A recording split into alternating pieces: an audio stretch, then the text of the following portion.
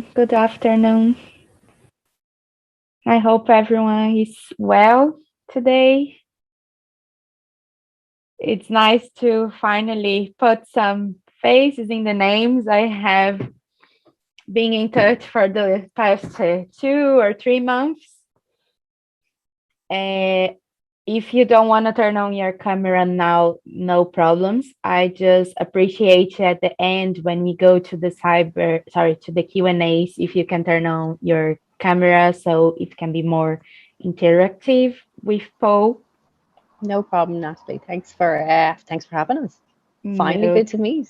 yes, so I'm so sorry about last week. We had a technical problem with the electric electricity company, so we had to reschedule at the last minute. But fortunately, uh, we could reschedule for today. I just wait for one more minute because we still have some girls joining the meeting.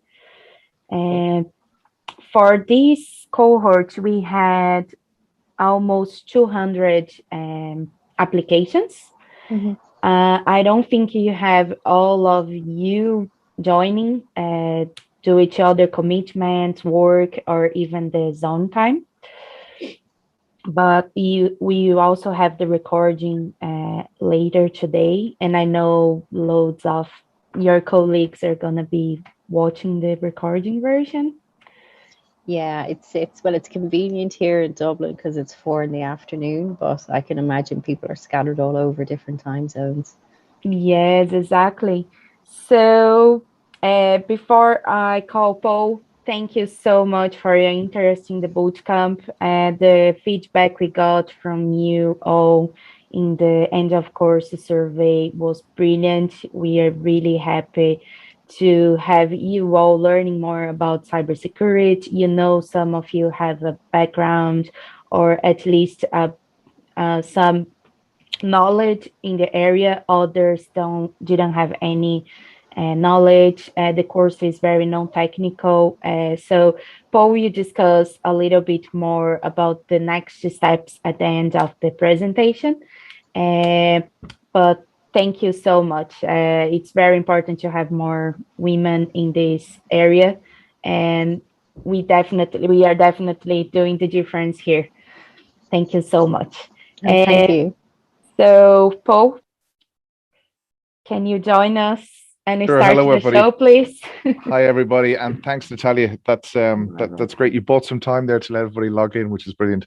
I know how painful that is when you're waiting for people to go onto a webinar. But look, everybody, welcome. As Susan says, it's 4 o'clock in the afternoon in Ireland, so hopefully it's as pleasant where you are as where we are at the moment, because it's nice and sunny. We're getting really good weather in Ireland today.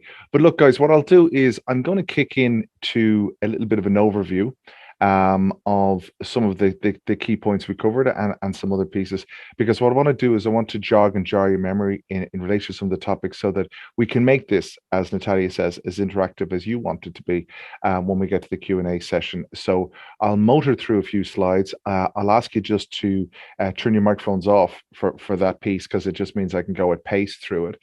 And as Natalia says, it is going to be recorded and it will be available later today. So if you do miss out on some of the things I'm talking about, don't worry about it. You can go back to the video.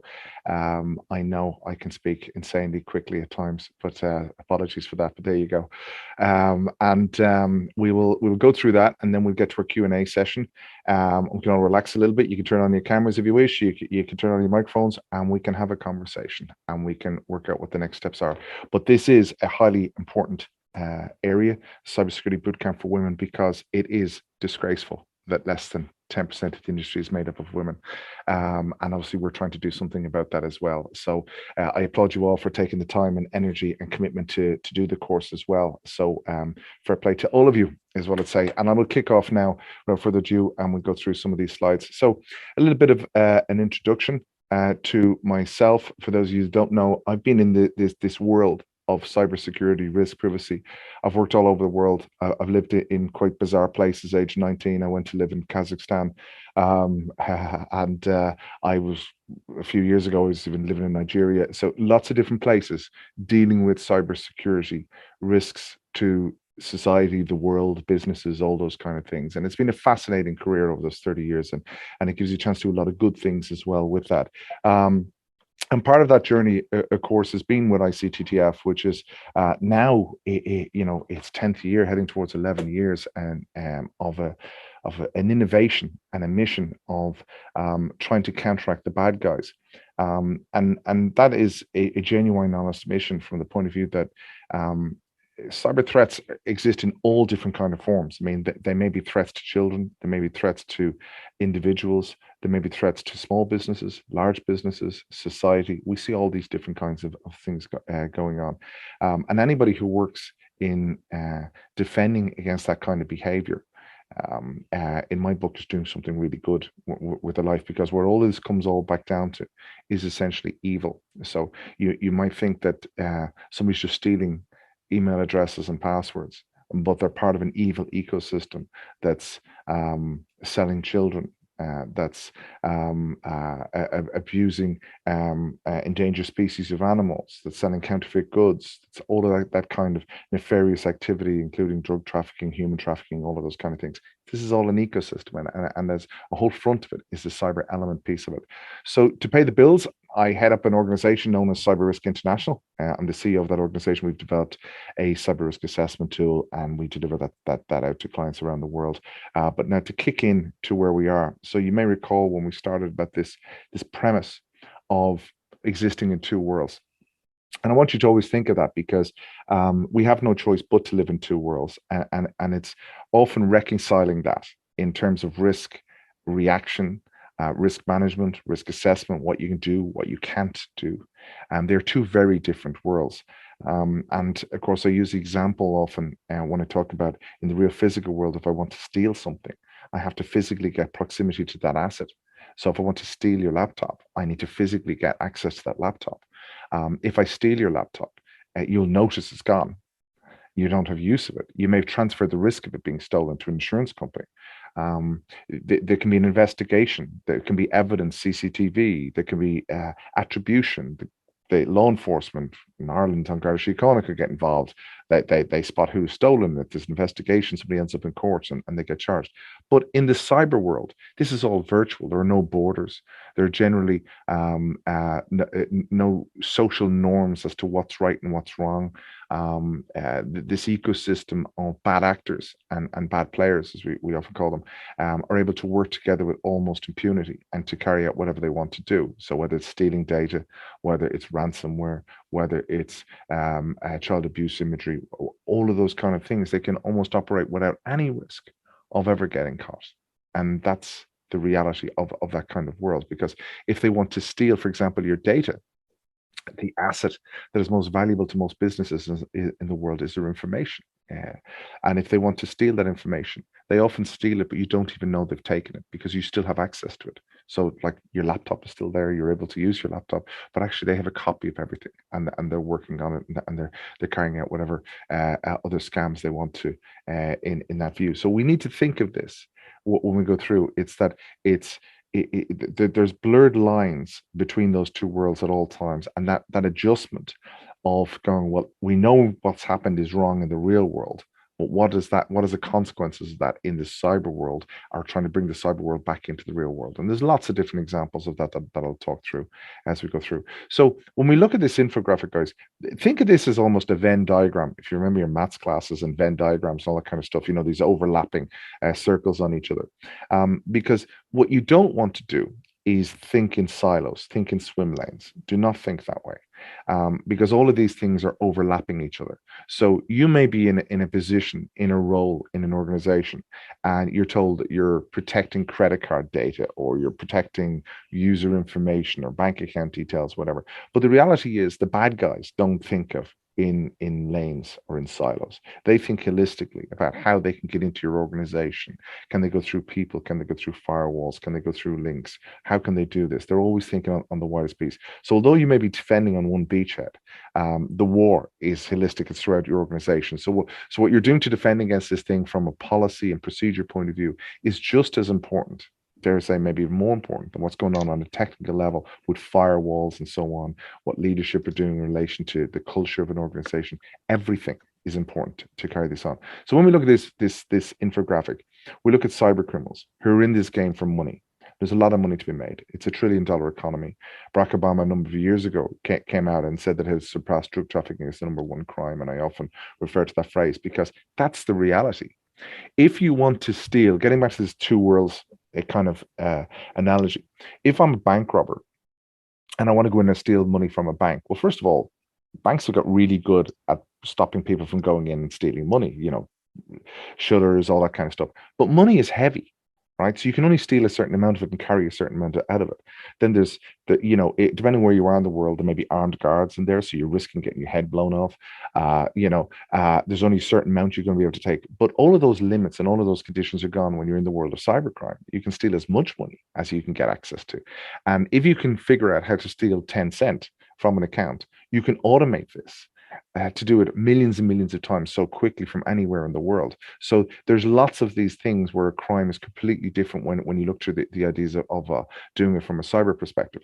We also see lots of stuff. I mean, you would have seen stuff in the media in the last few months with Putin and Biden meeting up and talking about cyber strategies and ransomware and who's attacking who and all this. Well, look, here's the reality. The reality is that pretty much all of the major nation states are involved in offensive. That is to say, they are attacking other nations. There's lots of this warning shot kind of stuff going on. We see this, again, this connection between real world and cyber world from a political aspect when, for example, when there was posturing going on in the physical world around the Ukraine and the annex, that all of a sudden you'd have JP Morgan and American companies being hit within minutes. So what happens politically in the real physical world has an impact in the cyber world instantly. And this is a huge growth area that you might be interested in if you're into politics and you're into those areas, because that's an area that the cyber world needs. It needs political analysts that understand cyber threats and those impacts of connecting these two worlds together, because there's so many areas within cybersecurity, because it's a very immature industry in many aspects. So there's lots of ways for people to carve out very niche careers in the world of cybersecurity. Of course, we have the ideological stuff. We're going to see a lot more of that now that the Taliban in Afghanistan and their relationship with ISIS, and they'll protect ISIS. And we even a few years ago, we were doing a lot of stuff on counterterrorism within ICTTF, and we were explaining how these people were trying to radicalize prisoners, trying to create lone wolves, trying to groom them using exactly the same techniques as pedophiles use when they're trying to groom children. ISIS was using to radicalize and groom individuals with mental health issues, to radicalize them and get them to carry out physical things in the physical world of great horror. So all of these things you can see link back to evil. We have the terrorist groups themselves who use it for propaganda, they use it for raising money. Even the terrorist groups that we think have gone away and have a nice sheen to them of a cosmetic allure of being political parties, but they raise money through T-shirt sales, through whatever, propaganda sales. And again, they recruit, they send out false fake news messages, all of that kind of stuff. I'm dealing with a case at the moment here in Ireland where an innocent person has been accused of something. And essentially there's a right-wing group that is running a media engine of fake news against this individual. It's a completely unfair fight against their business, their sector, everything. And this becomes very real every day once you start seeing what's going on, and it feels good to help people sometimes. And then of course we've got thrill seekers, which are the ones that make the news an awful lot of the time. You've the case of like a 13-year-old hacking into a $1 billion corporation like TalkTalk. And bringing them to their knees. How does that happen? The term hacking itself is a carpentry term. It comes from the piece of hacking a piece of timber into a particular shape. And certain individuals are born with a fantastic brain where they like to try and make things do things they shouldn't do. And unfortunately, a lot of those children end up on the dark side where they're essentially being groomed by sophisticated threat actors, i.e. criminals, who just go, hey, you're smart. Why don't you do this? I think you're great. Here's a little gift. Here's some kudos. Make you feel good. And they are the victims of criminals effectively, but they're the only ones that tend to get arrested. So what we often see statistically is that most of the individuals caught for cybercrime suffer from Asperger's syndrome, effectively forms of autism. And they've got these brilliant, amazing brains but they're being taken advantage of and they're being used by nefarious people to carry out these kind of things. And of course, now we have the discontent, we have the insiders, and we have the people that will do things on purpose because they're essentially not happy, and they're not happy because they didn't get a job promotion, or they were skipped over for whatever, those kind of reasons. But we also got the people that, for example, when we look at things like ransomware today, and we see ransomware as a service being offered. And let's talk just a little side note on that. So ransomware as a service, where let's say, for example, this is the reality, is that ransoms for victims are seven figures. So let's say it's $1 million. And it would be relatively low ransom to hit a mid-sized corporation would be $1 million. That's split. Even if we were to say it's just 50-50 between the criminal and the person inside the organization to mistakenly click on the link. That's what's happening a lot of the time. You're having people that are being coerced, forced to, or just tempted to collude with criminals. And we see an awful lot of that kind of activity going on. So they're the kind of things to be aware of. And we talk about, for example, within our CCO course, we will talk about profiling and FBI techniques of profiling cyber insiders and trying to spot them before they carry out those kind of tasks and actions within your organization. So what you want to get from this, guys, is all of the bad actors work together, full stop. Pedophiles work with terrorists. Terrorists work with criminals. They also work with a certain set of what we'd almost deem legitimate businesses. These are people that put a guise on of being legitimate businesses, offering secure hosting services or offering ways to transfer cash or any kind of activity that may support the narrative. Now, when you start drilling down on that, you start looking at the moral and ethics of certain legitimate businesses. For example, if there's gambling sites that don't do enough to stop what we call it's essentially it's chip fraud, where if I was a criminal and I wanted to launder the cash over to another criminal, I would lose in a game of poker to that person. They would then take it, cash out, and clean the cash. So if somebody's not doing their job good enough to stop these kinds of things happening, are they colluding? Because they're profiting out of it. So are they colluding? If I go to your favorite social network site, who pays little to no tax in the world and relies upon the local law enforcement and regulators of nation states to effectively supervise and support their business model. And remember, criminals go where people go. So if you have an online social network, which is the size of the biggest country in the world, you're going to have a lot of criminals there. And you're going to have a lot of fake goods being sold. You're going to have a lot of people being duped into scams and things like that. And if that organization is turning a blind eye to that, well, where's the moral and the ethics to that? So there's lots of threads that society has to catch up with this piece as well of what's going on within the world. So look, we've lots of different threat actors, lots of different ways, and now we'll talk about the elephant in the room. And the reason I'm going to talk about the elephant in the room, which is COVID, by the way, and I'll talk about COVID a little bit because this is a great example of how the world can change quite quickly. The impact of COVID on our world, physical and cyber, has been significant. And what it's done is it's increased our risk, but it's also increased opportunities for organizations and for individuals like yourselves to become part of the solution. To enter that cybersecurity world and to enhance your career and to be able to do other things. So if we look at COVID for a moment, guys, and let's just quickly look at this. I mean, look, it's caused chaos in the global economy. We know that. It's disrupted supply chains. It's transformed society, how we meet, we're wearing masks, all that kind of stuff. But it's also accelerated business model transformation. I often refer to this, and we'll refer to it in a moment, as the most effective digital transformation officer in the world. Because people were forced to recreate their business models into a cyber aspect, into a digital aspect. And these digital transformation projects were accelerated. People had to work from home. People had to access data remotely, partnership relations, work from home with staff, all of those kind of things. How services are then offered out, whether it's medical services, vet services, all of those kind of things, they're all done differently. They're all done now online. So some would think that there's a positive in there, and there is, because change is good. But with that change comes risk. And what we need within the to understand from cybersecurity is not to be scared, but to be prepared. And to be prepared means that you understand the risks, that you're able to manage them, you're able to mitigate them, and you're able to embrace innovation, transform business models, make things better for people, faster, cheaper, blah blah blah, all that good stuff. But do it in a risk managed way where you're not, and do it in an ethical and moral way, which is what we're all about as well. And being able to teach those principles as well in that place. So it's impacted what we call the inherent cyber risk metric of an organization. So what is that? So inherent cyber risk is effectively the metric or number. It could be anything. You could say it's from 1 to 1,000, 1 to 10, 1 to 5, whatever.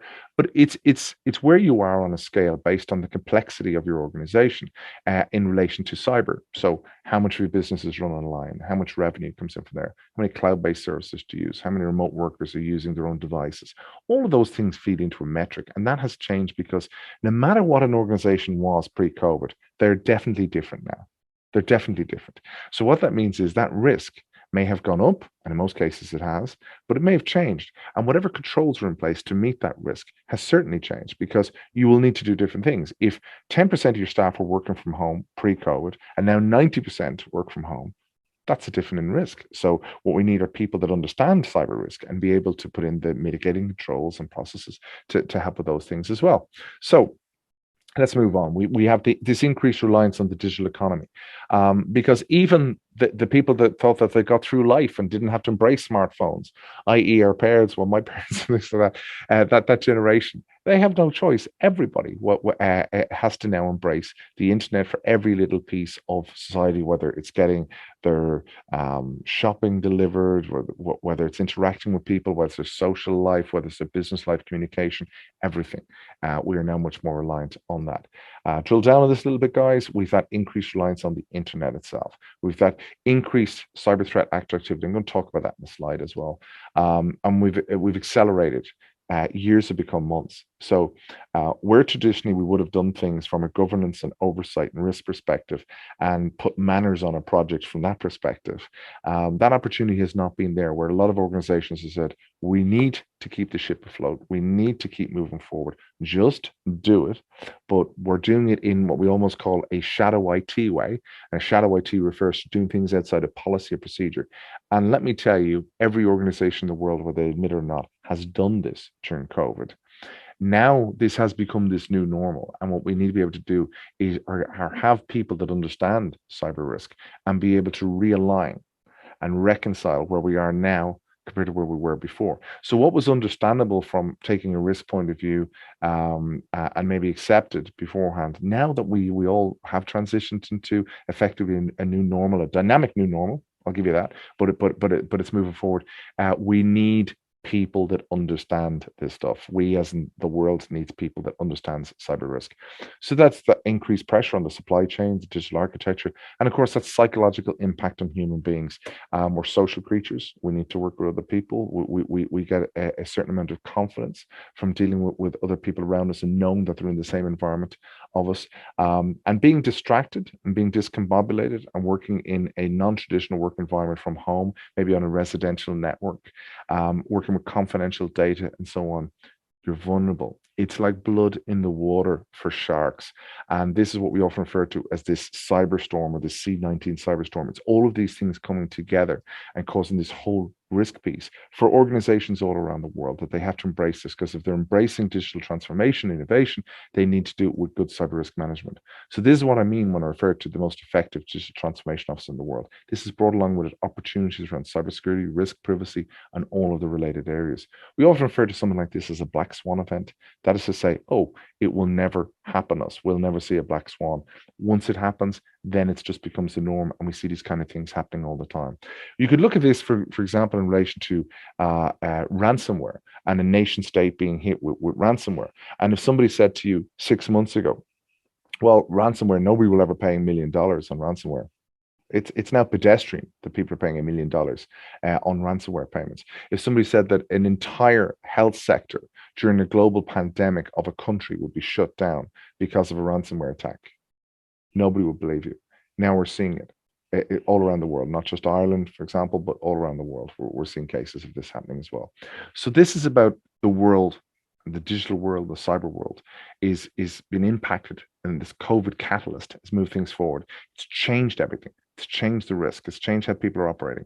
Therefore, we need more and more. So at the moment, the statistics I use from surveys are that there are over 4 million open cybersecurity jobs. I think that number is probably far, far higher than that, because they're sort of under direct heading of cybersecurity, but there's related ones. People understanding cybersecurity in procurement, in training, in culture, in all of those kind of areas within business as well. It's very important. So if we look at this and this impact of what's happened during COVID, we've had warnings from Europol, EC3, the European Cybercrime Centre, local law enforcement here in Ireland, for example, and the National Cybersecurity Centre.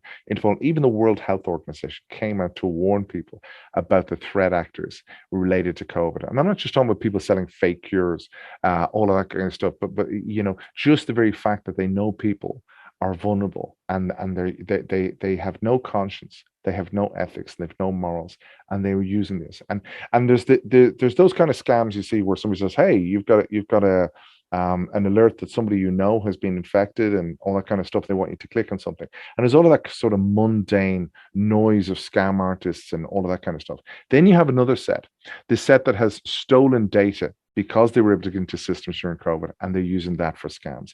And then you have the ones that are most dangerous. And I will prophesy here that we are going to see a major, major impact on the financial sector worldwide from a cyber attack. And I'm echoing the words of Christine Lagarde, the president of the European Central Bank, or even just pure pre-COVID, Christine Lagarde had come out and warned the world that a significant attack on the financial sector would have a knock-on, a ripple effect, a sort of domino effect, and could cause a liquidity crisis. And I'm not overhyping this, guys. This is the reality of these low and slow attacks from sophisticated OCGs, organized criminal groups, who have taken this opportunity, this time, this investment to hack into systems, to work out how they're working, to embed themselves into processes and controls, and then to act as a parasite and slowly take data and money and resources from those organizations and be able to go after the big kills from time to time as well. So we're going to see a lot more of this over the next 6 to 12 months for sure. So let me move on. Well, we've got a word here from Christine Lagarde as well. So there's her quotations on that good stuff as well. And then I'll move on, because I mentioned there the word culture. And what is culture? Well, culture is effectively, the effect of policies and procedures within an organization. It's an attitude of an organization. The culture starts at the top of an organization. If the CEO has a poor a view or aspect of cybersecurity, that's just going to follow the whole way through the organization. So if her view is not aligned with cybersecurity, then the rest of her organization will not be aligned, because it should permeate from the top down. Cybersecurity challenge is a leadership challenge, and it's about leadership getting this right, getting the policies right, getting the procedures that underpin those policies correct, because that affects how people operate and their attitude. So when you think back to airports, if anyone's been in one recently, but back in the day, especially when there's lots of stuff in the news about terrorism and ISIS and all those kind of things that we seem to be heading towards again, unfortunately, if you saw an unattended bag, your limbic brain would kick in. Your loyalty to your fellow man and yourself would kick in and go, whoa, something wrong here. Why is that bag sitting on its own?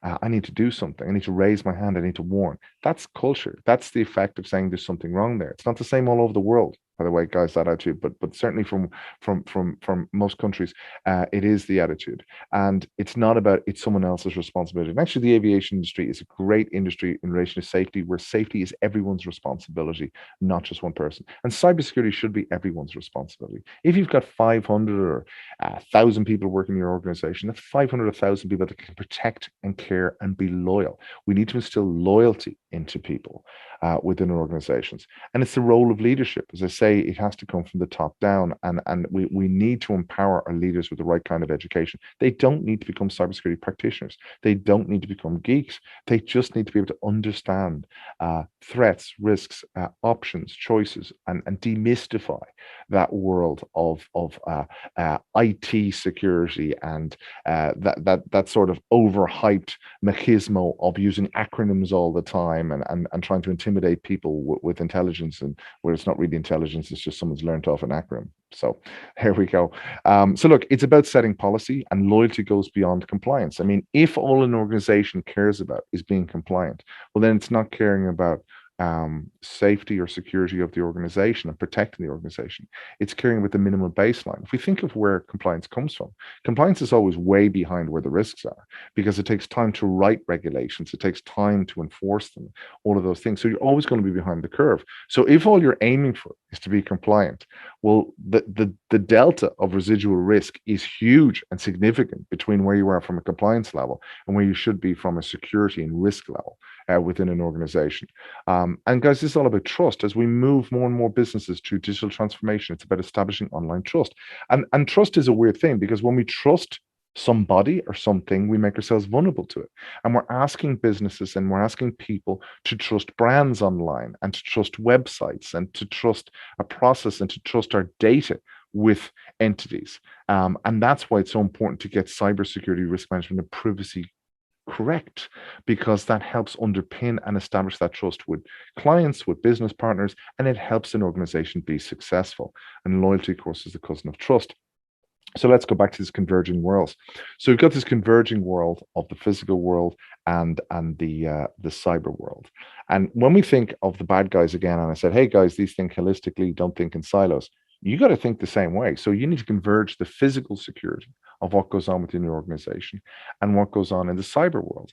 A lot of organizations, those two worlds are disparate and they don't communicate, they don't talk together. And that's a weakness. And that's how the bad guys find their way in. Because if they can't get through a firewall, well, they'll steal a laptop or they'll socially engineer their way physically into a building with a USB key and they'll take things or whatever it happens to be. So converging all of this worlds, and it gives more and more opportunity for everybody to get up onto the same page, the same taxonomy, the same metrics that they're working towards. So they're all working as a team towards things instead of operating little silos, a bit of effort here, a bit of effort there, that kind of stuff. So one of the things that I push is this concept of a business protection officer. And I refer to it as a business protection officer because it may be that this isn't somebody's day-to-day full-time practitioner role to work in cybersecurity. But if they're enabled and empowered with the right level of education, they can protect the business. Their job may be procurement. So cybersecurity may not be in their title. As I say, they may be working in legal, they may be working in compliance, AML, whatever it happens to be. They can still protect the business. We can empower everyone within an organization to protect the business. And also, it's a very lucrative area, guys, to go into from a career perspective. We see lots of jobs now, well over €1 million. And those jobs, let me talk a little bit about them because I'm going to talk a little bit about, say, for example, the role of CISOs, Chief Information Security Officers. And it depends on what your ambition is and what your drive is of what you want to do. But when we look at this, we see a situation whereby there's a complete shortage of talent at the very top. So if you think of this as a pyramid, and right down the bottom, we're going to have a situation whereby we've got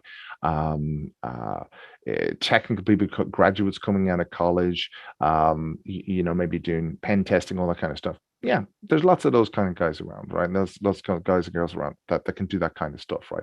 And this isn't so much where the challenges of recruitment and finding people. As we go up that pyramid and it gets narrower, as we get towards the top, people that understand the business, the amount of times I have gone into a bank and met with their CISO, and you say to them, how does the bank make money? And they don't know. What they do know are firewall ports, and they know vulnerability management, and they know the day-to-day operational piece of being a practitioner in IT security. And they have appointed themselves as a chief information security officer. And that is to say that they should be aligning the cyber strategy with the business strategy of that organization. Now, how can you do that if you don't know how the business operates?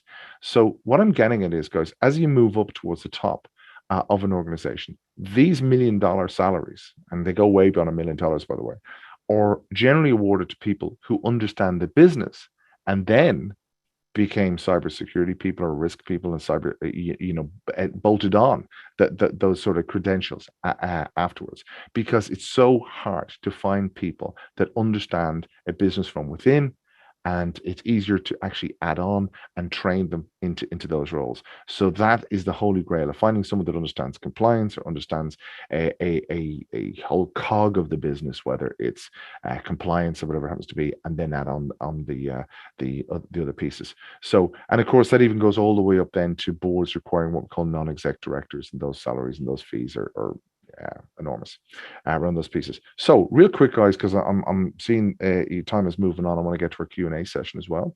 I want to talk about this thing of the concept of a CISO. So, a CISO, Chief Information Security Officer, generally in North America, a CISO, I would say a CISO is a CISO, right? So there's somebody that are responsible and have the authority and have the resources, and they operate and report at a board level. That term CISO is often used by as you move across Europe and so on. So we get to Ireland, the UK, and so on. A lot of times, it's network managers call themselves a CISO because they've been in a role for 10 years. They're not sure what should they call themselves, a CIO or an IT director.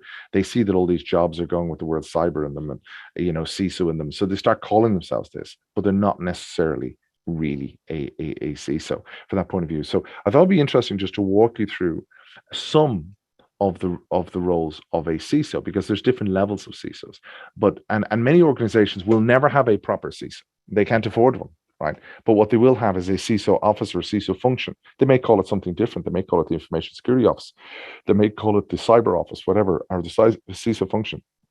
But what it is, it's made up of all these different areas of a business. So I thought this might be a good way to illustrate the different aspects of people becoming a CISO within an organization. So it might be someone who looks after security operations, risk management, identity management, massive now around COVID for remote workers, obviously, and so on, legal and HR, compliance and audits, security architecture, delivering projects, business enablement, budget. These are all just, and this isn't everything, guys. This isn't absolutely everything that's in there. This is just to give you a flavor for how wide the gamut is of being a CISO. And if we look at this infographic here, I'll just highlight a couple of little pieces on this to explain to you the different levels of CISO. So when we look over here, for example, on the left, we estimate that 60% are at a level 1. So generally, most CISOs, if you do come across them, they're going to be this level of maturity in relation to their skills. So we see their average round respond, recover is weak, automates as much as possible weak, so on. But as you move towards the right and you become a level 4, you can see the attributes. And again, guys, I know you'll go back to this over the video and you'll pause it and you can read this slide properly. What we're seeing is that the level 4s are business people. If you look at their attributes of even the organizations that hire them, the attitudes towards cyber risk on a level 4, we're going to see seen as an IT problem is level 1. Cyber seen as a broader problem than IT. That's going to be a level 4 all the way through. So is the CISO involved in confidential situations? That's a level 4. And that's the kind of organizations they go work for. What kind of competencies as leaders do they have? Results oriented, team leadership, change orientation, influence and collaboration, and strategic capability. What I've often done in training with CISOs and so on like that is you end up training them how to communicate, because sometimes you could have people who are brilliant at a subject matter level of material, but if they can't sell, if they can't communicate and sell their ideas and collaborate and work with other people, they will never be a level 4 CISO. So you may be somebody that has excellent communication skills. You may be excellent at presenting. You may be excellent at project management, and you could make an absolutely brilliant level 4 CISO. And this is the point. I mean, people can look at their careers and change direction pretty quickly because of this opportunity that's come along in life. So we look to the next piece, and where we're going, we just got a little technical issue here. I think, bear with me, guys. I think it's frozen. Yep, my screen has frozen, guys. I hope you can all still hear me. Because my slides, yeah, so we're still got audio going. So what I'll do, guys, like we're only a couple of slides here off what was going to come up as a Q&A slide. So bear with me. I'm going to leave you on this really sophisticated, complicated one, and I'm going to move straight over to the Q&A session, because that was one of the slides coming up. And if you bear with me, I'm going to try and fix that as we do that. So I will stop sharing my screen for just 1 second as we talk. So maybe Natalia, if you could just take in the first couple of questions.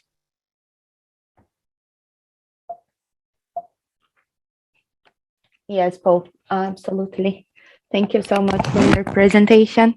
Ladies, if you want to turn on your camera so we can make it more interactive, you can both ask the question through the video or just send through the chat.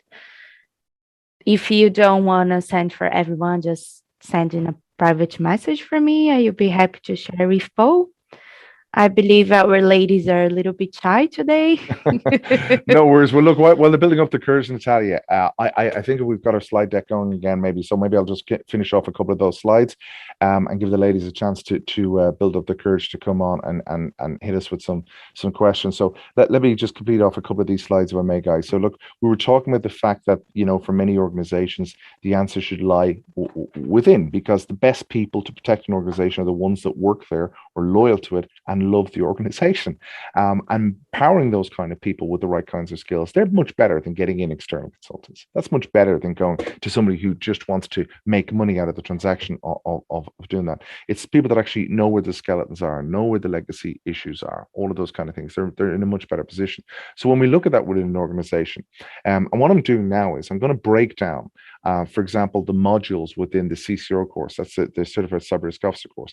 And I'm going to just quickly just call out the titles of them, because all it's really about is I want you to think about how holistic this is, because you might go, wow, I love that area, and that's where I want to focus.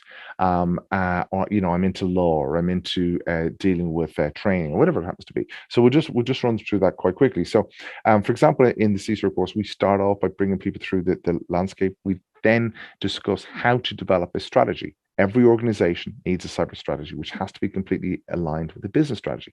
And of course, as I've already alluded to, the business strategy has changed because of COVID. So everybody needs this updated, and there's a huge demand for that.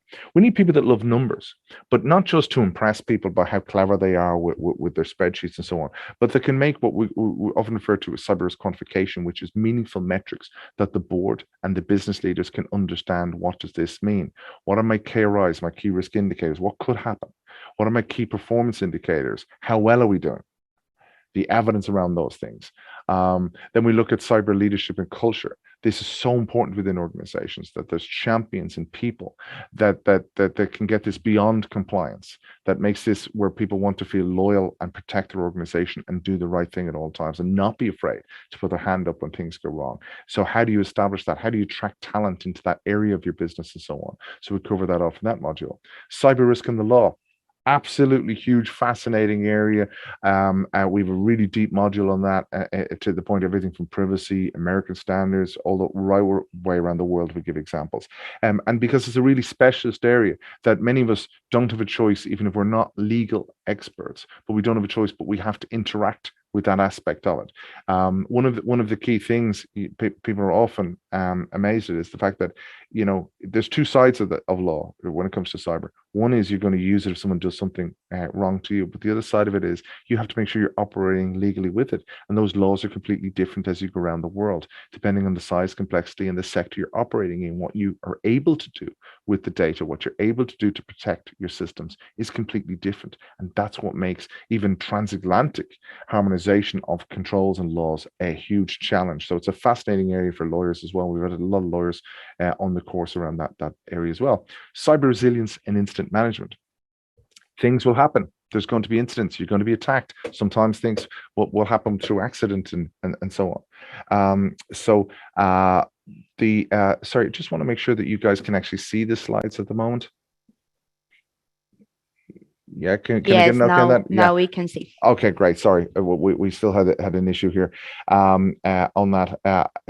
Apologies for that. So as we work through this, guys, so we have a situation where one of the biggest requirements from regulators is around cyber resilience. What is cyber resilience? Cyber resilience is your ability to continue with minimized impact operationally if a cyber incident happens. So, for example, we look at the health sector in Ireland. The entire HSE,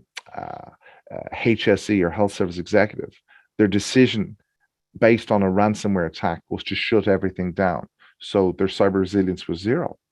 their operations were just not able to continue, and they had to come slowly back up 1%, 2%, 3%, 4%.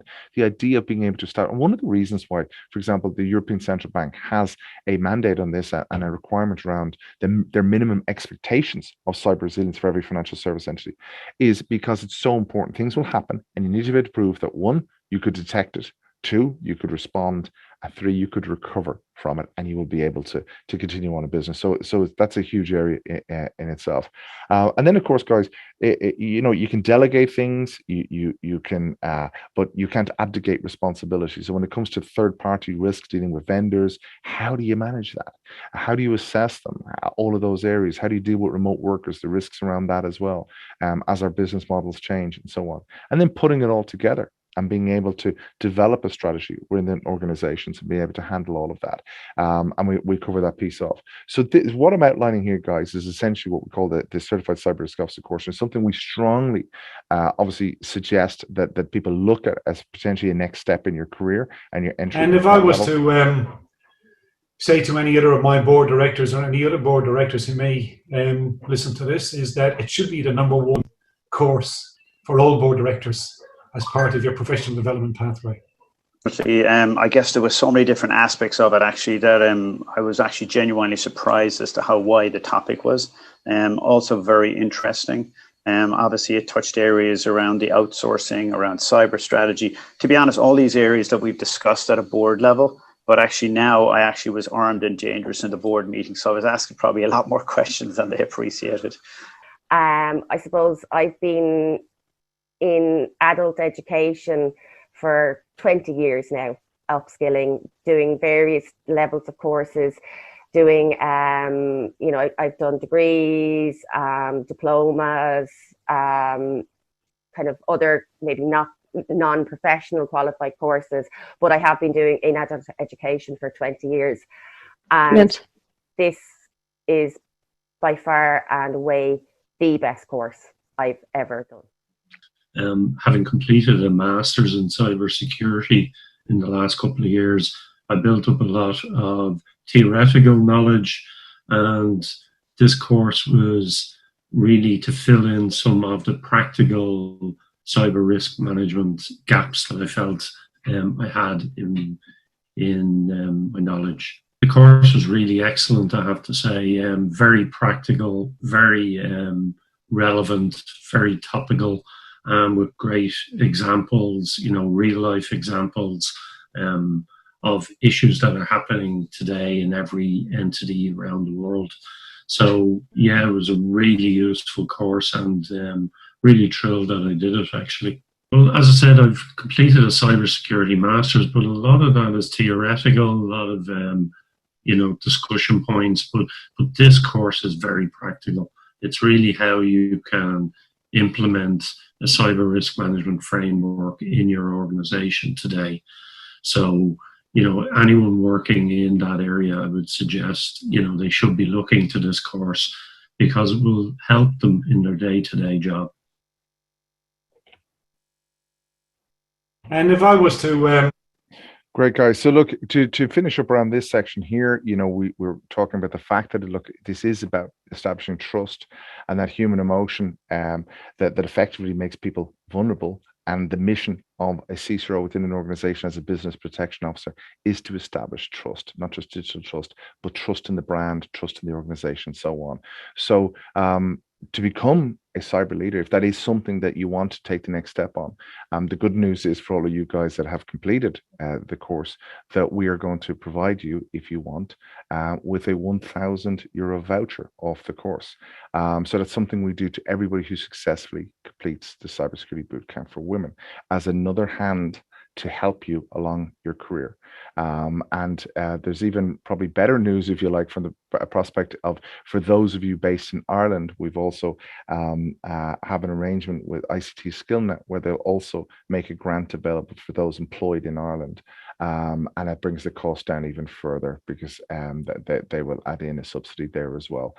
So that offer is open to anybody who does want to take that next step, invest in themselves, back themselves, and move on to that next stage of their career. And And of course, you can just reach out to Natalia and she can help you with all of those pieces as well with herself and her team. So guys, I will now finally get to the Q&A session, and apologies for those technical gremlins that we've had there, but sure, it proves we're live, doesn't it? So happy to take any questions, Natalia, or anybody. If you got questions there, if you're not shy and you want to turn on your camera and ask me and your microphone. Yes, Paul, I got a couple of questions all related to the next step, the CCRO course and the NECSE course.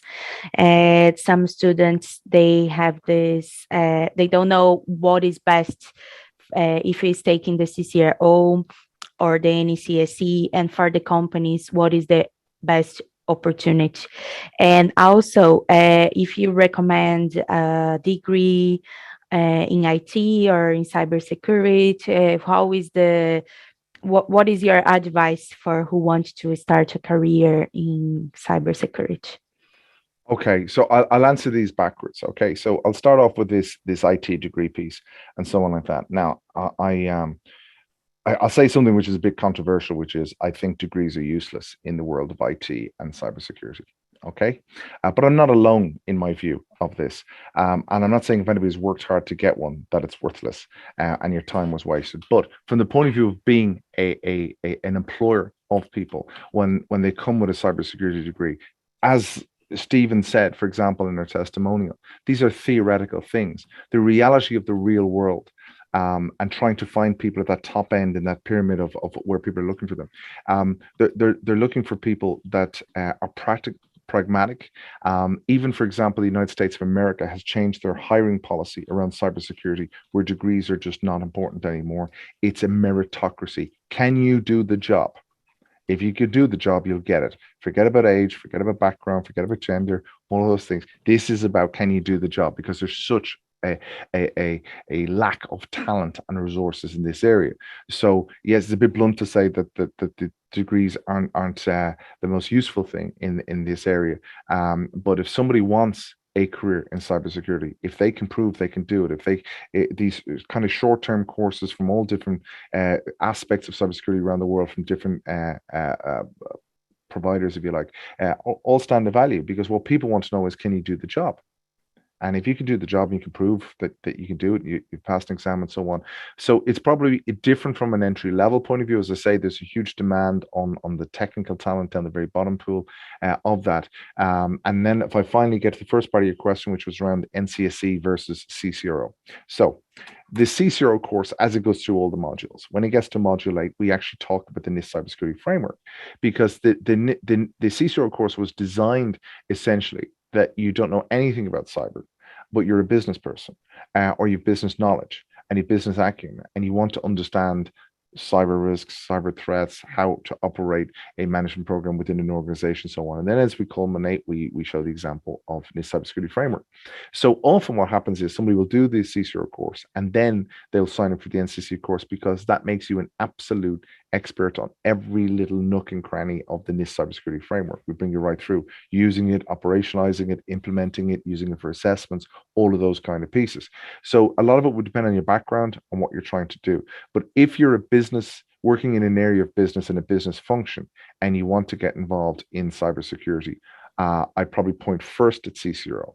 If you were working in an area where, for example, you might be dealing with regulatory compliance in the financial sector, and you're getting in lots of these kind of things, and you don't have maybe the luxury of time to go and do the CCRO first, what you'll find is most regulations around the world are now based on the NIST cybersecurity framework. So you might go, well, I'll just go straight to the NIST cybersecurity framework because I need to understand that. So, for example, I'm dealing with a lot of clients in Bermuda at the moment, and we're doing a lot of things around the Bermuda Code of Practice, and all of that is essentially reverse engineered from the NIST cybersecurity framework. So when you teach people, or people understand the NIST cybersecurity framework, they're able to do their job so much quicker, so much easier. So hopefully that answers that one, Natalia. Oh, is there any recommended software for companies for tracking and recording cyber risk metrics? Any ICTTF recommend, for example, for privacy engine, etc., to aid generating the metrics for management and board? Yeah, and just to declare that I own the company behind the software, the best tool in the world is a tool called Cyber Prism. and you can find information at cyberprison.com. That's cyberprison.com. And so, without getting into salesy, you can reach out to my team over at CRI, and they'll explain more about how that works from an assessment metrics point of view and so on. So a little bit of a biased answer then, tell you, but Yes, I know. the truth is the truth, guys. The next question I have is, first, thanks for the presentation, excellent offer. What advice do you have for someone with a law degree and who has worked as an IT business analyst working on GDPR remediation project, who would you like to work with in cybersecurity governance, risk, and compliance?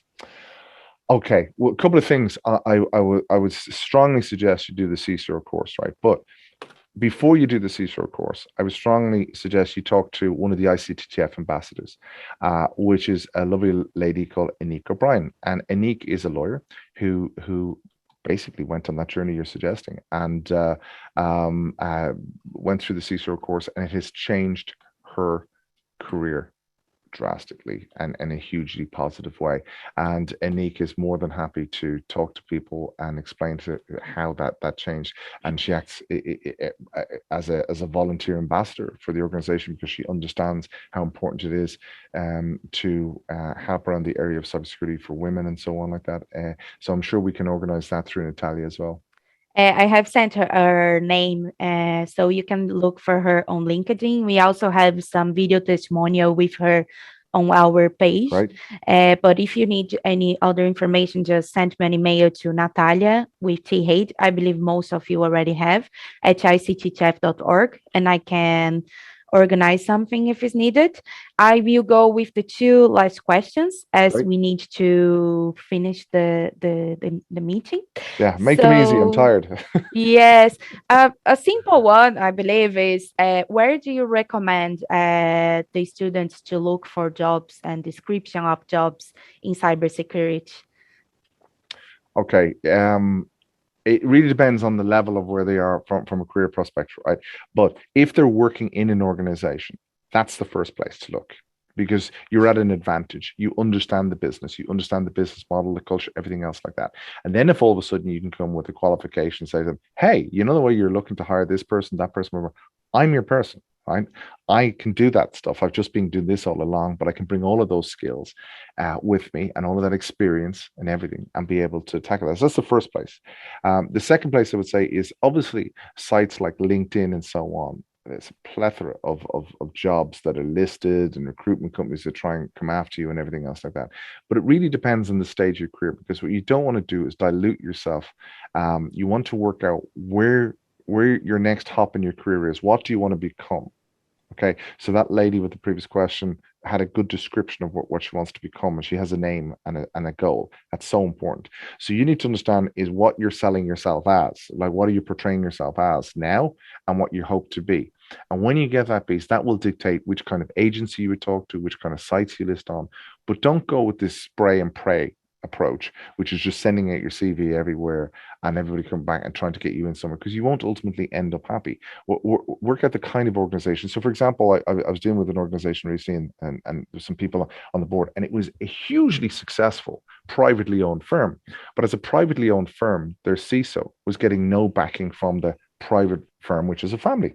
And my advice to him was to go work somewhere else, because you need to also understand that the recruitment process is two ways. What kind of organization do you want to work in? Do you want to work in where you're respected, empowered, that you can affect change? They're all the characteristics of what you're looking for. And then it will be a no-brainer as to where you find those jobs, because there'll be certain agencies work with a certain sector. For example, a lot of people have decided they want to go maybe work for organizations that are protecting the environment and so on, right? So we see a lot of that, and they want to go and use their skills for the good, so to speak. So that's really probably the best guidance I give you without knowing the actual specifics of the individual and their career and their resume. Yes, the last question kind of loop with the previous, that what do you think is the importance of practical experience in cybersecurity when one is trying to break into cybersecurity? The student has tried to read tens of jobs adverts, and most of them ask for 2 to 4 years experience. I think depends on what they are looking for, right, Paul? Yeah, absolutely, Natalia. Okay. I see. This is what it boils down to, guys. Is like you've got a situation whereby if you were trying to jump on the cybersecurity bandwagon and line up with thousands of others that are just trying to get in and go, I work in cybersecurity, then you're in a great mass of individuals just trying to go after those same kinds of jobs. If your profile, your background is has an aspect to it or a flavor to it that you can focus on. Maybe it's AML, maybe it's compliance, maybe it's training, and you take that and marry it with cybersecurity and cyber risk, you will find success pretty quickly. It's whenever he just goes, I'm a cybersecurity analyst, I want a job, or I'm a cybersecurity person, I want a job. That's very difficult to get into that bottom end because it's all crowded and nobody knows, well, why are you any different? But if you're saying you're different because you have extensive training or experience in training people or in AML or compliance or project management, then you're a cybersecurity project manager or you're a cyber risk manager. You just need to flavor it to be able to get that hop straight in to an organization. So it is difficult. I know, depending if you're talking about somebody just coming out with a degree after years in college, and they're queuing up everybody else and saying, here, me, give me a chance, give me a chance. And they're going into those pure practitioner roles. That's tough, right? But going in a supportive role in some other way within the organization, taking that business skills and experience, and then really focusing on the fact that you've got cybersecurity and risk management skills around that piece, the pathway opens. I mean, this is what I mean by this 4 million open cybersecurity jobs and over $1 million for these CISO roles and so on. This is about how people portray themselves and work it out. So I would suggest that the individual thinks long and hard about what they are, what they want to be, and how they can put themselves forward. Because if they're simply just going, I have a degree and that's all, this is what I have, or I have one qualification, this is what I am, they will find it very difficult to get those letters, those emails returned, and get the opportunities that they deserve to get in the door. And I'll finally finish up with that piece and just say, look, guys, if you're lucky enough to be in a job and you're in an organization, look inwardly, navel gaze at that organization and yourself within their role and say, where would this organization benefit from with my skills around cybersecurity and cyber risk, or their competitors? Okay, because you're best to play to your strengths.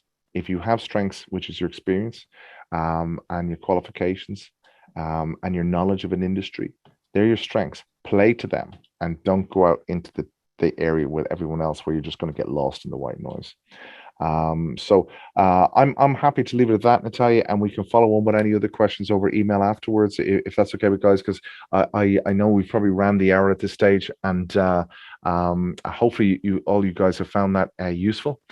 As I say, I'd like to thank Natalia for all her help with all of these cybersecurity boot camps and her team putting these on. Hopefully you found it very beneficial. We do really appreciate everything you can do as a not-for-profit initiative. We don't have marketing budgets, so we rely on people to beat the drum for us on social media and LinkedIn and everything, and tell people what a positive experience, hopefully, that you found it. And we really hope that this is a first of many steps that you're taking on your career, and we'll be here hopefully to help you as much as we can on those decisions, whatever training path you go on and whatever learning path you go on with that. So I will bid you farewell and thank you so much for your time. As I say, we'll have the recording available later on today, hopefully. Thank you, guys. Thank you, everybody. Cheers. Bye. Thank you so much, Paul. Just want to close. I will follow up with an email for you girls. Any questions you have, sent to us. I really encourage you to use the voucher for the bootcamp. For the CCRO. We are only offering this for you girls who finished the certification. We have some previous students that just got certified in the June intake for the CCRO, and the feedback is amazing. The results that they are getting in their job, in their workplaces, are amazing. So it's really a great opportunity. Join us on LinkedIn. We have the page, we have the group, we have the memberships as well. It's all the way that you can be connected, learning more, updated, and also have access to Paul and all his knowledge, and not only him, but all the team, all our ambassadors. We are bringing new people for the team of ambassadors. We have the EU Cyber Summit in November. So it's a lot of small and big things happening behind in ICTTF, and it's amazing to have all of you, and I hope you can keep contributing with us. Thank you so much, and have a lovely day. Thank you, everybody. Bye bye. See you. Bye.